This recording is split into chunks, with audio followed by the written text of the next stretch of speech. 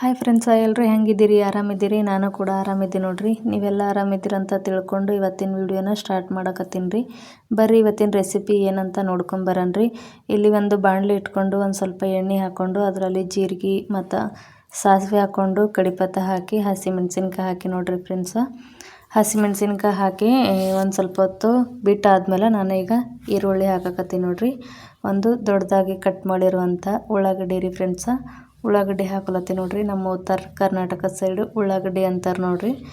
ಬೆಂಗಳೂರು ಸೈಡೆಲ್ಲ ಸಿಟಿ ಸೈಡೆಲ್ಲ ಈರುಳ್ಳಿ ಅಂತಾರೆ. ನಮ್ಮ ಕಡೆ ಹಳ್ಳಿ ಸೈಡು ಉಳ್ಳಾಗಡ್ಡಿನೇ ಅಂತಾರೆ ನೋಡ್ರಿ. ಈರುಳ್ಳಿ ಅಂದ್ರೆ ಗೊತ್ತೇ ಆಗಂಗಿಲ್ಲ ರೀ.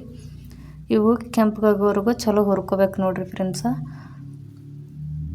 ಹುರ್ಕೊಂಡಾದ್ಮೇಲೆ ಈಗ ಒಂದು ಸ್ವಲ್ಪ ಟೊಮೆಟೊ ಹಾಕಕತ್ತೀನಿ ರೀ. ಒಂದು ಸಣ್ಣದ ಟೊಮೆಟೊ ತೊಗೊಂಡಿದ್ರಿ ನಾನು.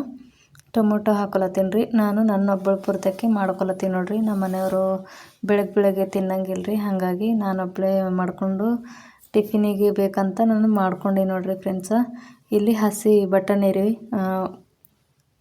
ಅವು ನಾನು ನಿನ್ನೆ ನೆನೆಸಿಟ್ಟು ಇವತ್ತು ನಾನು ಬೆಳಗ್ಗೆ ಹಾಕೊಳತ್ತೀನಿ ನೋಡ್ರಿ. ಉಪ್ಪಿಟ್ಟು ಮಾಡಕತ್ತೀನಿ ರೀ ನಾನು. ನಮ್ಮ ಉತ್ತರ ಕರ್ನಾಟಕದ ಬೆಳಗ್ಗಿನ ಸ್ಪೆಷಲ್ ಅಂತಂದ್ರೆ ಉಪ್ಪಿಟ್ಟು ನೋಡ್ರಿ ಫ್ರೆಂಡ್ಸ.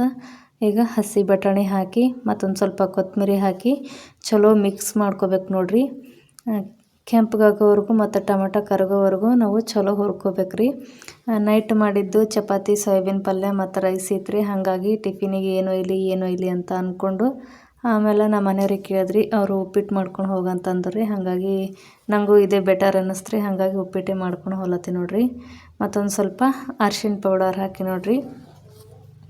ಅರ್ಶಿಣ ಪೌಡರ್ ಹಾಕಿ ನೋಡ್ರಿ. ಉಳ್ಳಾಗಡ್ಡಿ ಮತ್ತು ಟೊಮೆಟೊ ಎರಡೂ ಚಲೋ ಕರಗ್ಯಾವ ನೋಡ್ರಿ ಎಣ್ಣೆಯಾಗ. ಅವು ಹಸಿ ಬಟಾಣಿ ಇರ್ತಾವಲ್ರಿ, ಅವು ಕಚ್ಚಾ ಇರ್ತಾವ್ರಿ, ಕರ್ಕರ್ ಅಂತವ್ರಿ. ಅವು ಮೆತ್ತಗಾಗ್ಬೇಕ್ರಿ. ಹಾಗಾಗಿ ಅವು ಚಲೋ ಹುರ್ಕೋಬೇಕು ನೋಡ್ರಿ. ಪೂರ್ತಿ ಸಣ್ಣ ಗ್ಯಾಸ್ ಇಟ್ಟು ಹುರ್ಕೋಬೇಕ್ರಿ ಫ್ರೆಂಡ್ಸ. ಪ್ಲೀಸ್ ಫ್ರೆಂಡ್ಸ, ವಿಡಿಯೋ ನೋಡ್ತಾ ಇದ್ದೀರಾ, ಲೈಕ್ ಮಾಡ್ತಾಯಿಲ್ಲ, ಪ್ಲೀಸ್ ಲೈಕ್ ಮಾಡಿ ಅಂತ ಕೇಳ್ಕೊತೀನಿ ರೀ. 1 ನಿಮಿಷ ಆದಮೇಲೆ ನಿಮಗೆ ತೋರಿಸ್ಲತ್ತೀನಿ ನೋಡ್ರಿ.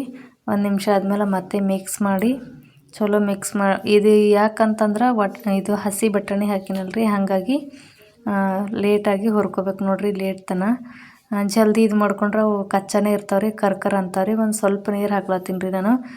ಚಹಾ ಕುಡಿಯೋ ಕಪ್ಪಿನಿಂದ 1 ಕಪ್ ನೀರು ಹಾಕಿ ಇವು ಒಂದು ಸ್ವಲ್ಪ ಕುದಿಸ್ಕೊತೀನಿ ನೋಡ್ರಿ ನಾನು.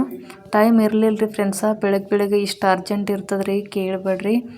ಬೆಳಗ್ಗೆ ಏಳೋದೇ ಲೇಟಾಗಿ 6 ಗಂಟೆಗೆ ಎದ್ದು 6 ಗಂಟೆಗೆ ಮಾಡಂತಂದ್ರೆ ಭಾಳ ಇದಾಗ್ತದೆ ನೋಡ್ರಿ. ಟೈಮೇ ಸಿಗಂಗಿಲ್ಲ ರೀ. ಬೆಳಗ್ಗೆ ಒಂದು 5 ನಿಮಿಷ ಕೊಡ್ಬೇಕಂದ್ರೂ ಟೈಮ್ ಇರಂಗಿಲ್ಲ ನೋಡ್ರಿ ಫ್ರೆಂಡ್ಸ.